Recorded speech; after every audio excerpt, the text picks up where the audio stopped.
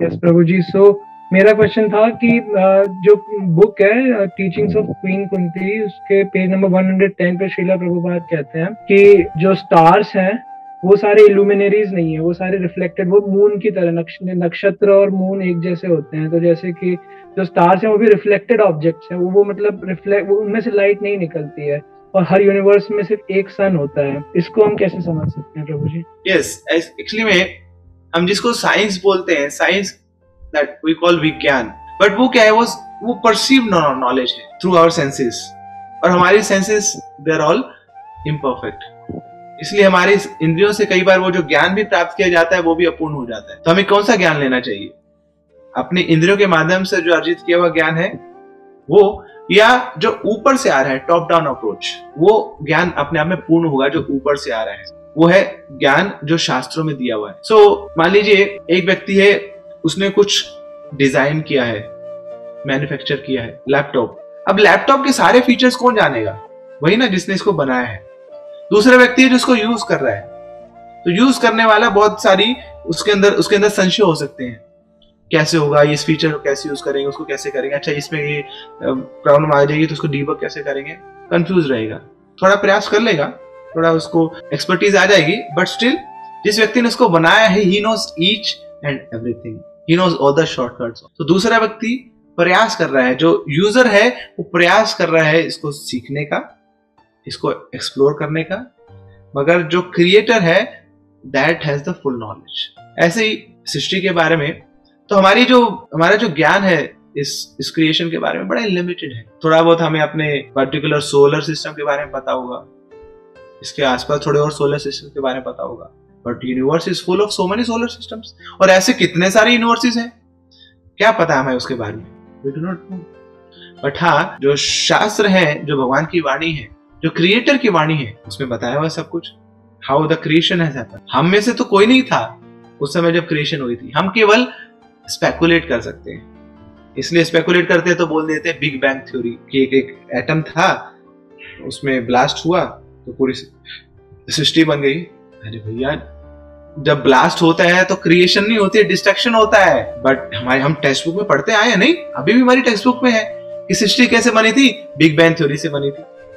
और हम भी इतने बोले हाँ सच में वो धमाका हुआ था, धमाके से मातम से। तो हमारे द्वारका टेम्पल बन रहा है, सब लोग लगे हुए हैं, गर्मी में सब लेबरर्स लगे हुए हैं, उन पसीना बहा रहे हैं। तो उनको जाके बोली भैया आप सब साइड पे हो जाइए, हम बड़ी जल्दी ये 4 फ्लोर का मंदिर बना देंगे। कैसे? नीचे बॉम्ब लगाएंगे, इस बिल्डिंग को उड़ाएंगे, और अगले दिन देखिएगा आप 4 मंजिला मंदिर बना हुआ मिलेगा।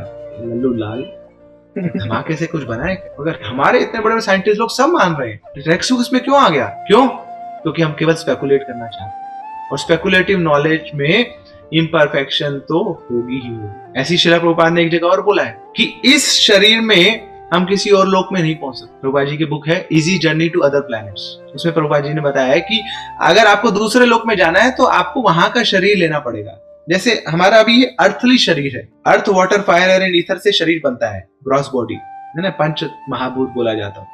हमारी बॉडी में अर्थ की मात्रा ज्यादा है, क्योंकि अर्थ में है ना, तो इस अर्थ पे रहते हैं तो उसके लिए अर्थ की मात्रा ज्यादा है, इसलिए हमारा जो रंग कांति भी वैसी रहती है, अर्थली रहती है। आप किसी और लोक में जाएंगे तो वहां पे किसी और पर्टिकुलर एलिमेंट की मात्रा ज्यादा होगी उनकी बॉडी में। सन प्लेनेट पे आप इस बॉडी में नहीं जा सकते। तो जब ये मिशन चला था, मून मिशन, प्रभुपाद जी ने पहले बता दिया सब ढकोसला है, nobody can reach moon with this body। और उसके बाद आया भी था कि वो हॉक्स है, बड़ी अच्छी एक डॉक्यूमेंट्री बनी है कि moon mission is a completely hoax thing. कहीं एक जगह जाके उसको शूट कर लिया है, उसको बता दिया। सोचिए अब कितना एडवांसमेंट हो चुका है, आज तक कोई जा पाएगा उसके बाद मून पे? एक ही व्यक्ति को हो गया। एडवांसमेंट आपकी बढ़ रही है तो अब तो कितने लोग जा चुके होते हैं वहां पे जाके पार्टी करते मून पे। पैसों की कमी थोड़ी है, but nobody has done it again because it was a hoax। इस शरीर में हम दूसरे लोक में नहीं पहुंच सकते। ऐसे ही जब हम साइंस की बात करते हैं तो हमें कौन सी साइंस को स्वीकार करना चाहिए? प्योरली स्पिरिचुअल साइंस को, क्योंकि स्पिरिचुअल साइंस के अंदर मटेरियल साइंस भी छिपी हुई है। पूरी जो क्रिएशन है इसमें केवल 1/4 ही है मटेरियल क्रिएशन, इसके अलावा 3/4 स्पिरिचुअल क्रिएशन है। मगर चाहे वो मटेरियल क्रिएशन हो चाहे स्पिरिचुअल क्रिएशन हो, दोनों के क्रिएटर तो भगवान श्री कृष्ण है। तो जब उनके मुख से निकले हुए जो शास्त्र हैं उनको हम पढ़ते हैं, उनकी जो वाणी है उससे जो हम नॉलेज को रिसीव करते हैं, then it is a perfect. So एक चीज मैं एक और बताना चाह रहा था, साइंटिस्ट लोग डिस्कवरी करते हैं, उनको बोला जाता है कि ये लोग रिसर्च करते हैं, बोलते हैं ना साइंटिस्ट दे डू रिसर्च। अब रिसर्च का मतलब क्या है? रिसर्च, जो पहले है उसको दोबारा से सर्च कर रहे हैं, उन्होंने कुछ नया नहीं बनाया है, वो पहले से है। They are just researching, they are just rediscovering. Newton बाबा बैठे थे और एकदम से सिर पे सेब गिरा तो दिमाग की बत्ती जली, और फिर उन्होंने ग्रेविटेशन का प्रिंसिपल दे दिया कि देखो भैया सेब ऊपर से नीचे गिरता है। क्यों? क्योंकि धरती खींचती है सेब को, ये ग्रेविटी खींचती है, तो ये लॉ ऑफ ग्रेविटी। तो न्यूटन ने ये लॉ बना दिया, gravitational law, law of gravitation. मगर न्यूटन ये लॉ चला नहीं रहा है। न्यूटन जब माता के गर्भ में था तब भी ये सेब ऊपर से नीचे गिरता था, और जब न्यूटन कब्र में चले गए तब भी सेब ऊपर से नीचे गिरता है। तो न्यूटन के होने ना होने से ग्रेविटी में कोई फर्क नहीं पड़ा। ग्रेविटी का पुल तो तब भी था और अब भी है। न्यूटन ने केवल उसको रिसर्च किया। तो he has no role in that principle, in that law, he was just discovering it. ऐसे ही हम सब जो जीवात्मा है, हम सब की स्थिति यही है कि हम कुछ अपने सेंसेस से परसीव कर सकते हैं, कुछ कम कुछ ज्यादा, बट इसके जो क्रिएटर है वो कोई और है। तो इसलिए हमारी जो भी नॉलेज होगी हमेशा उसमें इम्परफेक्शन होगी, उसमें इनकम्प्लीटनेस होगी। जो क्रिएटर है वो बताते हैं शास्त्रों के माध्यम से, so that knowledge will be complete in itself. So we should accept that knowledge with full thorough faith, it can not be wrong. Bhagavat में सब कुछ है, हमारे स्क्रिप्चर्स में सब कुछ है। चर्चा करते हैं जब session 3 why to have faith in scriptures, हम शास्त्रों में अपनी श्रद्धा को रखें, हम बहुत सारे एग्जांपल्स की चर्चा करते हैं। माता के गर्भ में शिशु की क्या स्टेज है, कैसे पता करते हैं हम? कौन सी मशीन होती है? अल्ट्रासोनोग्राफी। तो अल्ट्रासोनोग्राफी से हम पता कर पाते हैं कि बच्चे की अभी क्या स्थिति है, ग्रोथ अच्छी ठीक चल रही है नहीं चल रही। अभी अल्ट्रासोनोग्राफी मशीन कब आई? आज से हार्डली 40-50 साल। मगर श्रीमद् भागवतम अगर हम पढ़ेंगे तो श्रीमद् भागवतम में सब कुछ बताया गया है। जब कंसेप्शन होता है, फिर वो ग्रो करता है, तो पहले पी के साइज का होता है, फिर बीच के साइज का होता है, धीरे धीरे बढ़ता रहता है, फिर उसके लिम्स प्रोट्रूड करते हैं, फिर उसमें कॉन्शियसनेस आती है। Each and every detail is there. Bhagavat कब लिखी गई? श्रीमद् भागवतम 5000 साल पहले। तब तो कोई सोनोग्राफी मशीन नहीं थी। So we have so much science hidden in our scriptures. ऐसे कितने सारे examples. So reading scriptures, that is also a science, because scriptures in itself they are scientific in nature. इसलिए प्रभुपाद जी ने बुक का नाम दिया है साइंस ऑफ सेल्फ रियलाइजेशन, आत्म साक्षात्कार का विज्ञान।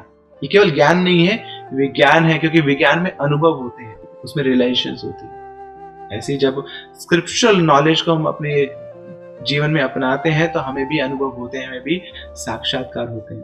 और साइंस के अपने बहुत सारे लूप होल्स हैं, उसकी अपनी लिमिटेशन है, एक लिमिट तक वो समझा सकती है। आज तक साइंस ये सोल के कॉन्सेप्ट को नहीं जान पाई, क्योंकि साइंस का कॉन्सेप्ट क्या है?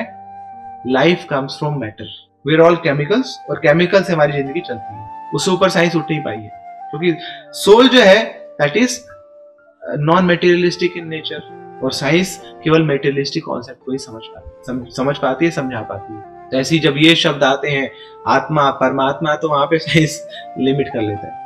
प्रभुपाद जी बोलते हैं देखो ये डेड बॉडी आपके सामने है, इसमें डालो अपने केमिकल्स और इसको जीवित करो। अगर आपकी साइंस इतनी एडवांस कर चुकी है, so you know all the concepts, you know all the chemicals, so here is the dead body, inject your chemical into it and make it living again. कर सकेगा कोई? आज तक कोई नहीं कर सका। मगर फिर उसके बाद भी साइंटिस्ट मानते नहीं, बोले नहीं हम करके दिखाएंगे। प्रभुपाद जी बोलते हैं no, this is post dated cheques, ये आप पीडीसी दे रहे हैं, आप में बुद्धू बना रहे हैं, बस होगा आगे चल के होगा। अरे अभी नहीं कर पाए आप, आगे चल के क्या करेंगे? कभी नहीं हो पाएगा, क्योंकि अब उस शरीर से प्राण निकल चुके हैं, अब उस शरीर से आत्मा निकल चुकी है, और आत्मा की परिभाषा तो है नहीं साइंस में। मगर हमारी स्क्रिप्चर साइंस तो शुरू ही होती है आत्मा से। भगवत गीता के 2nd चैप्टर में भगवान आत्मा के बारे में ज्ञान दे रहे हैं, वहां पूरी साइंस खत्म हो जाती है, तब तक आत्मा की बात नहीं हुई। सोचिए कौन कौन सी डिग्री हमने कर ली? नहीं, बैचलर्स की कर ली, मास्टर्स की कर ली, पीएचडी कर ली, पोस्ट डॉक कर ली, अभी तक किसी ने बताया नहीं हमें कि मैं कौन हूं। अपने बारे में नहीं बताया, दुनिया की हर चीज के बारे में बताया, मेरे बारे में नहीं बताया। हु एम आई? क्यों? क्योंकि वहां पे है ही नहीं, ये नॉलेज ही नहीं है। I am spirit soul. मगर यहाँ जब स्पिरिचुअल एजुकेशन की बात होती है तो इसकी शुरुआत ही यही है। मात्र स्पर्शास्तु कौन्तेय शीतोष्ण सुख दुर्गदा आगम अपायिनो नित्य तान तितिक्षु भारता देहिनो अस्मिन् यथा देहे कौमारम यौवनम जरा तथा देहांतर प्राप्ति धीरज तत्र न मुह्यति। So everywhere in our scriptures this concept of soul has been described। ये फाउंडेशन है, तो इसलिए ये साइंस है, ये विज्ञान है। हर अपने लाइफ के अलग अलग पल है, उससे हम समझ पाते हैं कि मैं शरीर नहीं हूं, आई एम स्पिरिट सोल। शरीर होता तो फिर मैं हमेशा क्यों नहीं रहता? शरीर के खत्म होने पर भी मुझे रहना चाहिए ना शरीर के अंदर ही। मैं शरीर से अलग हूं, I am different from the body. जब कोई व्यक्ति मर जाता है तो हम बोलते हैं वो चला गया। कौन चला गया? शरीर तो वहीं पड़ा है। Who has gone? That person was something else who has left। वो व्यक्ति कोई और था जो चला गया, वो शरीर नहीं था। ऐसे बहुत सारे अनुभव शास्त्र हमें प्रदान करता है, तो हमें दिव्य चक्षु प्रदान करता है शास्त्र, जिससे हम जान पाते हैं, हमें अपने आसपास के जो कॉन्सेप्ट्स हैं उनको, सिद्धांतों को हम समझ पाते हैं। बट ये सब कहाँ है? ये सारा ज्ञान किसमें है? शास्त्रों में दिया हुआ है। और उन शास्त्रों को जब हम भगवान के भक्तों से श्रवण करते हैं, भगवान के भक्तों के माध्यम से समझते हैं, तो उनके अनुभव भी उसमें मिल जाते हैं। And then becomes it's a real practical science for us. कई बार हो सकता है शास्त्र में दी हुई चीज हमें समझ नहीं आ रही है, वो सही तो है मगर मेरे लिए प्रैक्टिकल नहीं हो सकती। मगर जब डिवोटीज के माध्यम से उसको हम समझते हैं तो मुझे लगता है कि मेरे लिए ये जो बताया जा रहा है, this is for me only. So scriptures are scientific in nature. Hare Krishna.